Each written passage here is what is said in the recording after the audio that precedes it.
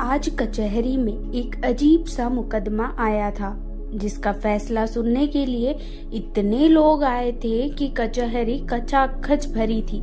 जितने लोग थे उतनी बातें। कोई कह रहा था उसे ऐसा नहीं करना चाहिए था। जान बहुत कीमती है भाई, परेशानियां तो आती जाती रहती है। जिंदगी गई तो दोबारा नहीं मिलती। इसी तरह सभी का अपना अपना तर्क था। आत्महत्या की कोशिश करने वाले नवयुवक को कटघरे में लाया गया। देखने में तो पढ़ा लिखा लगता है और हरकत तो देखो।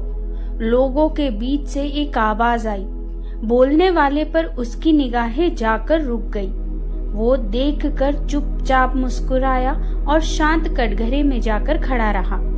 तभी जज साहब आए और सब खड़े हो गए। कार्यवाही शुरू की गई। सरकारी वकील ने अपनी दलीलें पेश करनी शुरू की। आत्महत्या की कोशिश शहर के बाहर बहने वाली नदी में की गई थी, पर वहां लोगों का आना जाना लगा रहता था। इस कारण उसकी जान बचाई जा सकी। पर जब जान बचाई गई उस वक्त उसे होश नहीं था। पुलिस को बुलाया गया तो पुलिस कर्मचारी उसे सरकारी अस्पताल लेके गए। वहां जब पूछा गया तो पता चला कि उसने जिंदगी से मुक्ति पाने के लिए आत्महत्या की कोशिश की थी। इसके पीछे और किसी का हाथ नहीं है। बहुत जोर देने पर भी उसने और कुछ नहीं बताया। सरकारी वकील ने कार्यवाही शुरू की। जज साहब, ये शख्स जिसका नाम विश्वास है, इसने अपनी आत्महत्या की कोशिश पूरे होशो आवास में की है। कारण पूछे जाने पर इसका बस इतना ही कहना है कि ये जिंदगी से आजादी चाहता था, पर ये कानूनन जुर्म है। इसलिए मैं चाहूंगा इसे दफा 309 के तहत 1 साल की सजा दी जाए। इतना सुनने के बाद भी उसके चेहरे पर एक अजीब सी मुस्कान थी। जज साहब ने पूछा, क्या तुम्हें अपनी सफाई में कुछ कहना है? उसने मुस्कुराते हुए अपना सर ना में हिलाया। बस फिर क्या बाकी था। जज साहब ने अपना फैसला सुनाया और उसे 1 साल कैद की सजा हुई। उसे जेल में ले जाया गया। धीरे धीरे दिन बीतने लगे। उसकी जेल के अन्य कैदियों से दोस्ती हो गई थी। सब बड़े दिल वाले थे। कोई चोरी करते पकड़ा गया था तो कोई कत्ल करके आया था। सब में अच्छी बनती थी वहाँ। एक दूसरे के हमदर्द से बन गए थे सब एक दूसरे से अपने दिल की बातें किया करते थे। अचानक एक दिन किसी ने उससे पूछा, तुमने बताया नहीं कि तुमने मरने की कोशिश क्यों की? और कोशिश की तो फिर नदी में क्यों? कोई और तरीका क्यों नहीं अपनाया?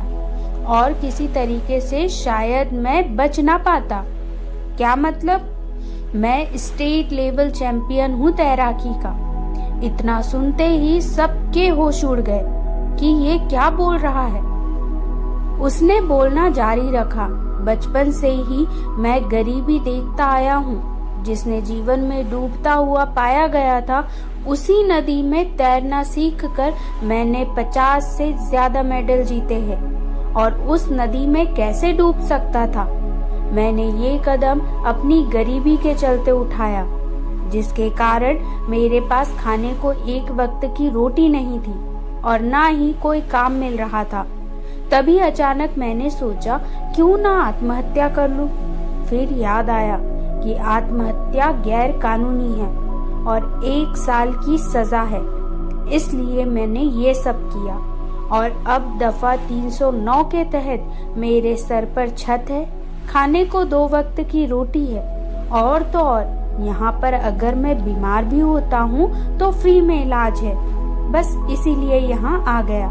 इतना सुनते ही सब असमंजस में पड़ गए कि हंसे या अफसोस जताए।